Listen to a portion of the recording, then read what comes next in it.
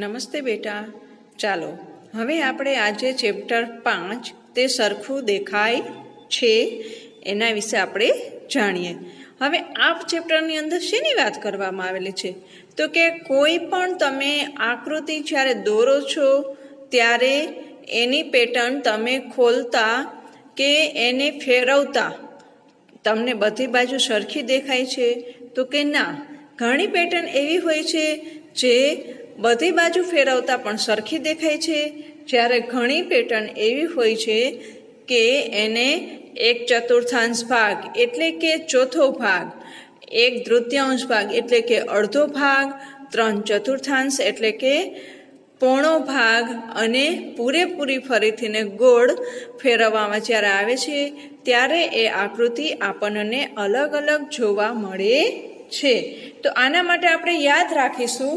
અહીં આપેલું છે કે જો આપણને એક ચોરસ આપેલું છે, એ ચોરસની ઉપર ટપકું આપણને આપેલું છે 1/4 ફેરવવાથી એટલે કે 90 ફેરવવાથી આ જે આખો તમારો ચોરસ છે એ 360 અંશનું છે, એટલે કે 90 ફરીથી અડધો આંટો ફરે એટલે 180 અંશ બરોબર.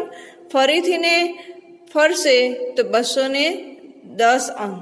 આવી રીતે ફરતું જાય છે અને એની જે આકૃતિની ઉપર ટપકું કરવામાં આવેલું છે એ પણ સાથે સાથે એની પેટર્ન ફેરવતું જાય છે. આપણે આ ભાગને 1/4 ભાગ ફેરવ્યો તો 90 અંશનો ભાગ ફેરવ્યો તો એ પેટર્ન બદલી જાય છે. ત્યારબાદ અહીં આપણને 1/3 ભાગ ફેરવ્યો તો એટલે કે 180 અંશ ફેરવ્યો તો પેટર્ન તમારી ઉપરની જગ્યાએ નીચે ટપકું આવી જાય છે અને બદલી ગયેલી જોવા મળે છે. એવી જ રીતે આપણને અહીં ગોળ ચક્ર આપવામાં આવેલું છે. એની અંદર આપણને 3 સરખા ભાગ કરવામાં આવેલા છે, એટલે કે ઘડિયાળ છે. ઘડિયાળની અંદર તમે 12 ઉપર જે કાંટો હોય અને 3 ઉપર જ્યારે કાંટો રાખવામાં આવે છે તો 3 ઉપર જ્યારે કાંટો હોય છે ત્યારે એ 90 અંશનો ખૂણો દર્શાવે છે. જ્યારે 4 ઉપર કાંટો આવી ગયો છે તો એ કાંટો તમને શું દર્શાવે છે તો કે 120 અંશ. તો 120 અંશ જેટલું ફેરવતા આપણને બાજુમાં આપેલી આકૃતિ છે એ રીતની આકૃતિ દેખાય છે. ત્યારબાદ અહીં આપણને કુલ ભાગ 6 કરવામાં આવેલા છે. કેટલા કરવામાં આવેલા છે? 1 2 3 4 5 અને 6. હવે એ 6 ભાગની અંદર તમને એવું કહેવામાં આવેલું છે કે 1/6 ફેરવવાથી એટલે કે 60 અંશ ફેરવવાથી કેવી આકૃતિ જોવા મળે છે તો કે 60 અંશ ફેરવવાથી જે આપણને આપેલી આકૃતિ છે એના કરતાં કેટલા તો કે 1 ઉપર અને 2 ઉપર કાંટો આવે એટલે 60 અંશ થાય, એટલે કે પેટર્નનું પોઈન્ટ છે એ ઉપરની સાઈડ જોવા મળે છે. આ આપણે આ ચેપ્ટરની સમજૂતી હતી. હવે આપણે આની અંદર અલગ અલગ પેટર્નો દ્વારા આગળ સમજીશું. અહીં આપણને કહેવામાં આવેલું છે કે તમે આ પેટર્નને કોઈ એવી રીતે કાપી શકો કે જેથી દર્પણમાં આખું ચિત્ર અને 2 ટુકડા બરાબર થઈ જાય. તમે એને કેટલી રીતે કરી શકો છો તો કે આપણને અહીંયા પેટર્ન આપેલી છે કે એના આન્સરમાં આપણે જવાબ લખીશું કે હા, હું આ પેટર્નને એવી રીતે કાપી શકું છું કે જેથી દર્પણ એટલે અરીસામાં આખું ચિત્ર બને અને 2 ટુકડા બરાબર થઈ જાય. એ ફક્ત એક જ રીતે થઈ શકે. તો કે કેવી રીતે? અહીં આપણને ઉપર જો આપેલી છે પેટર્ન માટે અને એને તમે અરીસાની સામે રાખો તો એ આપણને આવી રીતના ઉલટા પ્રમાણમાં જોવા મળે છે. તો આ રીતે આપણે એને કરી શકીએ છીએ. જુઓ, અહીં આ પેટર્ન આપણને આપેલી છે. તો પેટર્નમાં તમારે જ્યારે કાગળ ઉપર પેટર્ન બનાવવી હોય ત્યારે ગળી વારેલી હોય છે અને ઉપરની સાઈડમાં આપણે પેટર્ન બનાવેલી હોય છે. જ્યારે એ ઘડીને ખોલતા તમને બંને બાજુ પેટર્ન સરખા પ્રમાણમાં જોવા મળે છે.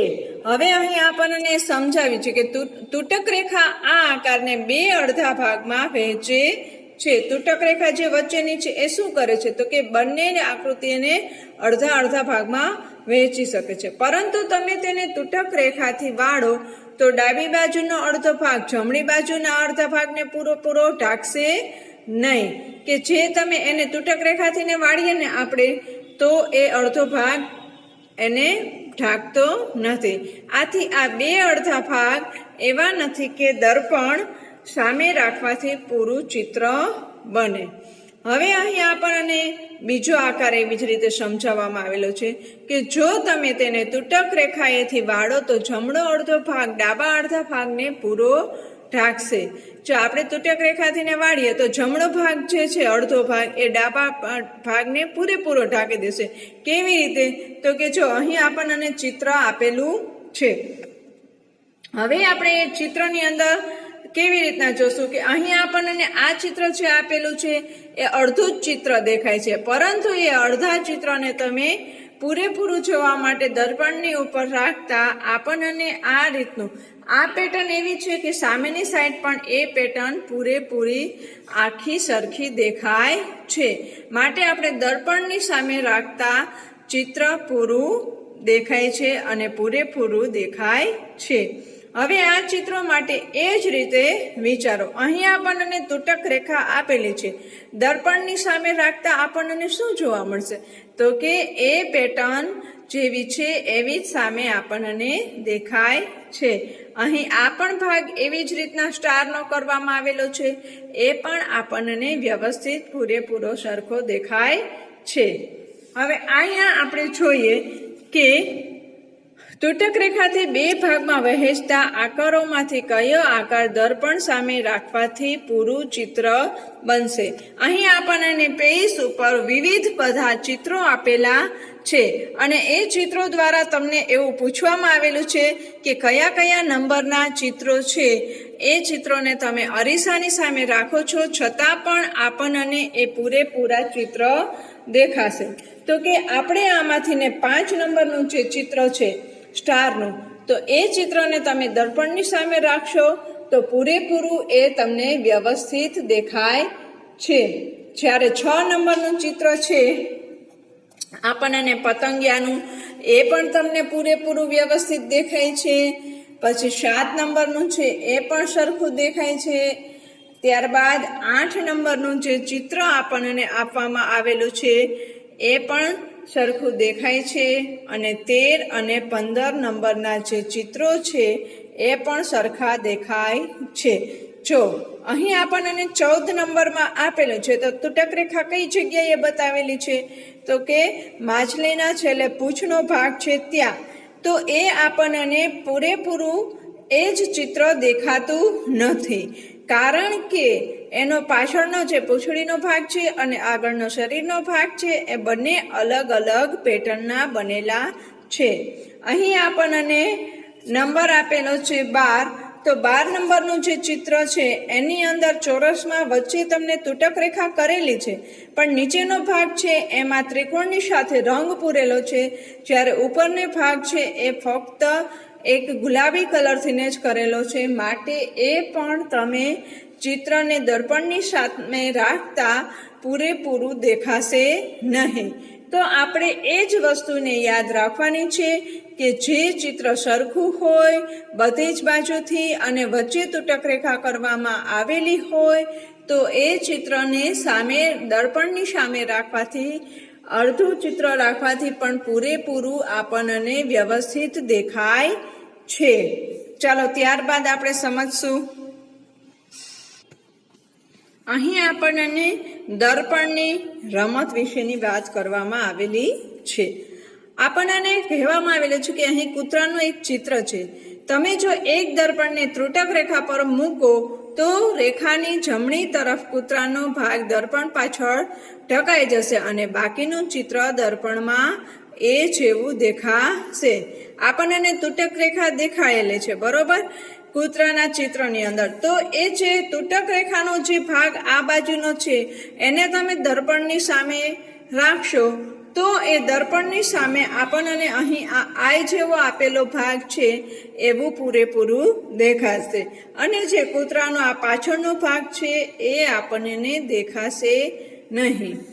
ત્યારબાદ સફેદ પેટીમાં દર્શાવેલી આકૃતિ જુઓ. તમે કઈ તૂટક રેખા પર દર્પણ રાખશો જેથી બીમાં દર્શાવેલ આકાર દેખાશે, એ પણ જણાવો કે દર્પણ તૂટક રેખા પર રાખશો તો ચિત્રનો કયો ભાગ દર્પણની નીચે ઢકાશે. બરોબર, આપણને અહીં શું આપેલું છે કે સફેદ પેટીની અંદર તૂટક રેખા આપણને દર્શાવવામાં આવેલી છે. તો જુઓ, આ ચિત્રને આપણે ચોરસની અંદર તૂટક રેખા કરવામાં આવેલી છે. તો આપણને એ તૂટક રેખા દ્વારા શું સમજાવવામાં આવેલું છે કે અહીંયાથી ને ઉપરથી જે આ ચોરસ ભાગ આપણને બતાવવામાં આવેલો છે એ ચોરસ ભાગ અહીં આપેલી આકૃતિ છે એ મુજબ બને છે.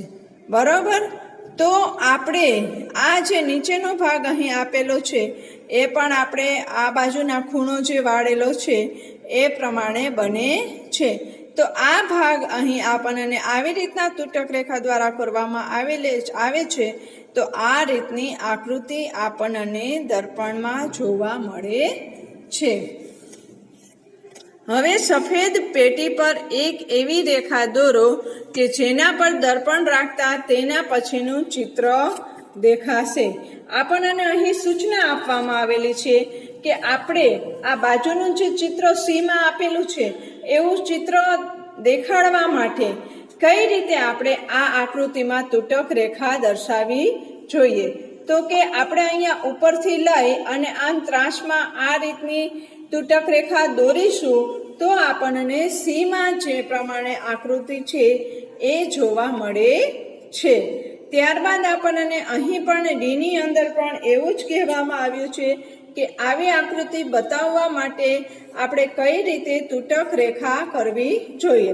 તો કેવી રીતે યાદ રાખવું જોઈએ કે જો અહીં આપણને આ ચોરસ અને ખૂણો આપેલો છે, તો અહીં આકૃતિમાં પણ આપેલો છે, તો એ આકૃતિનો કેટલો ભાગ લેવો જોઈએ. તો કે આપણને અહીં જે આ વી આકાર બને છે એ વી આકાર અહીંયાથી બનશે. તો અહીંથી આપણે આ રીતે લીટી તૂટક કરવાથી આવી આકૃતિ જોવા મળે છે. અહીં આપણને ઈમાં આપેલું છે કે એની અંદર શું કીધું છે કે આ રીતની આકૃતિ આપણને આપેલી છે. બરોબર, તો સામે આપણે કઈ રીતે આપણે એ આકૃતિમાંથી કઈ રીતે લેશું. તો કે જો અહીંથી ને આ ભાગ આપણને અહીં દેખાય છે, તો એ ભાગ લેવાથી આપણને આ પ્રકારની આકૃતિ જોવા મળે છે. અહીં પણ આપણને એ જ વસ્તુ સમજાવી છે કે આ એફમાં તૈયાર આકૃતિ છે, તો આમાં તૂટક રેખા આપણને કેવી રીતે કરવાની કહી છે. તો કે તૂટક રેખા કરવાની સાથે આપણે કઈ વસ્તુની જોવાની છે. તો કે અહીં આપણને આ ભાગ આપેલો છે, તો એ ભાગને આપણે ક્યાંથી કઈ બાજુ સુધી લેવામાં આવેલો છે. તો કે આપણે એ જોવાનું કે અહીંથી ને આ ભાગ શરૂ કરવાથી, કારણ કે જો આ પગનો નીચેનો ભાગ છે એ ભાગ અહીંથી શરૂ કરી અને ત્રાસમાં આપણે આ ભાગ લેશું આખો, તો તમારે એ અડધો ભાગ દોરતા દર્પણની સામે પ્રતિબિંબ પાડતા આ રીતની આકૃતિ જોવા મળે છે. ચાલો આગળનું જોશું પેજ. અહીં આપણને ઉદાહરણ બીજું આપ્યું છે. દાખલા તરીકે વેકીએ લાલ અને સફેદ આકાર બનાવ્યા છે. સફેદ પેટી પર એવી રેખા દોરો કે જેના પર દર્પણ રાખતા બાજુનો આકાર દેખાય. પ્રથમ પેટી પર કેવી રીતે રેખા દોરી છે તે જુઓ, જેથી તેને દર્પણમાં જોવા બાજુમાં દર્શાવેલું ચિત્ર દેખાય. અહીં આપણને એની અંદર આપેલું છે, બરોબર, પેટી દોરેલી છે. તો એ પેટીનો આપણને તૂટક રેખા આપવામાં આવેલી છે. તે તૂટક રેખા કઈ રીતે આપણે કરીશું આપેલી છે. તો કે તૂટક રેખા જે રીતે દોરેલી છે એ રીતે આપણે અરીસા પર પ્રતિબિંબ પાડતા અહીં બાજુમાં જે આકૃતિ છે એ રીતની આકૃતિ આપણને જોવા મળે છે. તો અહીં આપણને બીની અંદર આપણને ચોરસ બોક્સ આપવામાં આવેલું છે. તો આના ઉપરથી આપણે આવી આકૃતિ તૈયાર થશે. તો તૂટક રેખા આપણે કઈ રીતે બનાવવાની થશે, તો એ આકૃતિ તૈયાર થશે. તો કે તૂટક રેખા કરવા માટે આપણે જોઈ લેવાનું કે આ જે ભાગ છે એ કઈ બાજુ આપેલો છે, તો કે અહીંથી આ ઉપરની સાઈડ. તો આપણે તૂટક રેખાને અહીં ઉપરથી શરૂ કરવાની રહેશે અને આપણે અહીંયા સુધી સીધી લીટી કરીશું. એટલે આ ભાગ આપણે દોરવાનો રહેશે, જેથી કરીને એનું પ્રતિબિંબ આપણે સામેની સાઈડ આ પ્રકારે જોવા મળે છે. તો બેટા આપણે એ વસ્તુને જ ખાસ યાદ રાખવાની છે કે અહીં આપેલો ભાગ છે એ કઈ બાજુ છે, તો કે આ બાજુ. તો એ કેટલો ભાગ આવે છે એ જોઈ લેવાનું કે અહીંયાથી ને આપણે જોઈએ તો આ છેલ્લાનું ચોરસ જે છે ત્યાં સુધીનો ભાગ આવે છે. તો ત્યાંથી સીધી રેખા કરો, તૂટક રેખા, એટલે આપણે ખ્યાલ આવી જાય છે કે આ પ્રકારની આકૃતિ બને છે. ત્યારબાદ આપણને સી આપેલું છે. તો સી ની અંદર આપણને આકૃતિ આપેલી છે. હવે આકૃતિ આપેલી છે એના આધારે આપણે આ બાજુની આકૃતિમાંથી ને કઈ બાજુનો ભાગમાં તૂટક રેખા કરવામાં આવેલી છે એ આપણે શોધવાનું છે. તો જુઓ, આપણે અહીં આ ભાગ આપેલો છે, નીચે ચોરસ છે, અહીં આપણો લંબચોરસ છે, અહીં આ ભાગ છે, તો અહીં આ ભાગ છે. તો કે અહીં આપણે આ જે ઉપરનો ભાગ છે એ ભાગથી તૂટક રેખા કરવામાં આવે છે, જેથી કરીને આ ભાગનું પ્રતિબિંબ સામેની સાઈડ પડતા એ આપણને એવું બતાવે છે કે આવી આકૃતિ તૈયાર થાય છે. ફરીથી અહીં જોશું કે સફેદ પેટીની અંદર આપેલી આકૃતિ આપણે જોવાની છે અને એના આધારે આપણે જે આકૃતિ તૈયાર થઈ છે એ આ છે. તો આ ખાનામાં જે આકૃતિ રહેલી છે એનો કયો ભાગ લેવાથી આપણને આવી આકૃતિ મળે છે. તો આપણે એમાં કઈ રીતે ખ્યાલ આવશે, તો કે જુઓ તમે, આ જે ભાગ છે ચોરસ એ આવેલો છે, ત્યારબાદ આપણે આ ભાગ આવેલો છે. તો આપણે તૂટક રેખા કરવા માટે ઉપરની સાઈડથી ક્રોસમાંથી લેશું, અહીંયાથી ને તો અહીંયા સુધી લેશું, તો ત્યારે આપણને આ ભાગ બને છે અને એનાથી ને પ્રતિબિંબ પર આવી આકૃતિ જોવા મળે છે. અહીં એની અંદર પણ આપણને એ જ રીતે સમજાવવામાં આવેલું છે કે કયા ભાગની ઉપર આપણે તૂટક રેખા કરીશું તો આવી આકૃતિ બને છે. તો આ ભાગ આપણે જો અહીં આપેલો જ છે, બરોબર. તો ત્યારબાદનો જે ઉપરનો ભાગ આપણે જાય છે તો એ અહીંયાથી ત્રાસમાંથી ને તૂટક રેખા કરવામાં આવે છે, તો આવી આકૃતિ જોવા મળે છે. બધાએ ઘરે પોતાની રીતે આવી આકૃતિઓના પ્રયત્નો કરવાના છે અને આપણી જાતે આપણે મહેનત કરી અને આ રીતે આપણે વર્ક લેવાનું છે. તો ચાલો હવે આગળનો દાખલો જોઈએ. ચાલો, અહીં આપણને કહેવામાં આવ્યું છે કે અડધો આંટો ફેરવો. તો અડધો આંટો ફેરવવાથી આપણે આ તેજુરી છે એ ખુલી જશે કે બંધ રહેશે, શું થશે એ જોવાનું છે. એક રાજા હતો. રાજા ખૂબ પરેશાન હતો, કારણ કે કોઈ ચોરી તેની તિજોરીમાંથી કિંમતી ઝવેરાત ચોરી જતો હતો. રાજાની તિજોરી દેખાવમાં આના જેવી હતી. આ આપણને ચિત્ર આપેલું છે એ તિજોરીનું છે. તિજોરીની અંદર આપણને અત્યારે આ જે ભાગ દેખાય છે એ ખુલ્લી છે એવું બતાવવામાં આવેલું છે. અડધો ભાગ ફરશે તો અડધો ભાગ એટલે કે અહીંયાથી ને પૂરેપૂરી અહીંયા સુધીની એને ફેરવવામાં આવે છે. તો શું જોવા મળશે એ જોવાનું છે. તો તિજોરીનો હાથો અડધો ફેરવવાથી તિજોરી ખુલી જતી હતી. હાથાને ફરીથી અડધો ફેરવવાથી તિજોરી બંધ થઈ જતી હતી. રાજા ઘણીવાર તિજોરીને બંધ સમજી ખુલ્લી રાખતો હતો. તમે તેના કારણનું અનુમાન કરી શકો છો. તો જો આપણે આ આકૃતિ એવી છે કે એને તમે અડધી ફેરવશો છતાં પણ આપણને એક ખ્યાલ આવશે નહીં કે એ તિજોરી છે એ ખુલ્લી છે કે બંધ છે.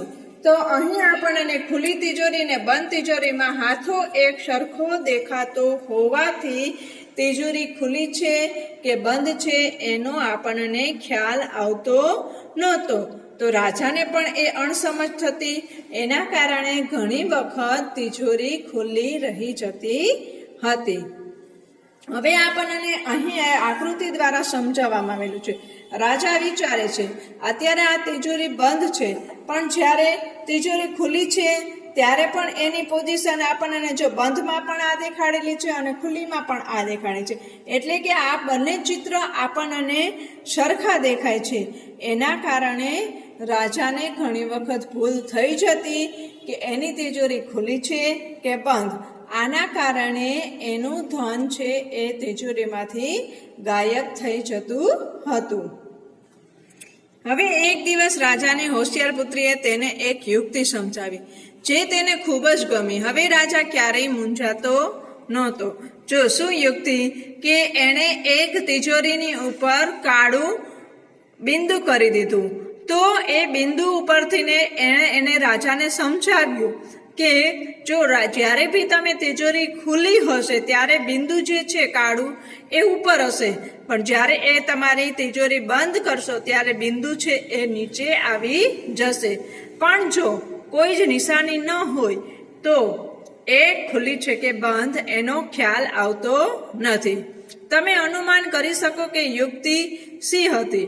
રાજાની પુત્રીએ રાજાને તિજોરીના હાથાના પીળા રંગની ધાર પર એક ટપકું કરવા કીધું અને એ ટપકાથીને તિજોરીની નિશાની ખ્યાલ આવી ગયો, એટલે ક્યારેય રાજા એ તિજોરીને ખુલ્લી રાખી શકતા ન હતા.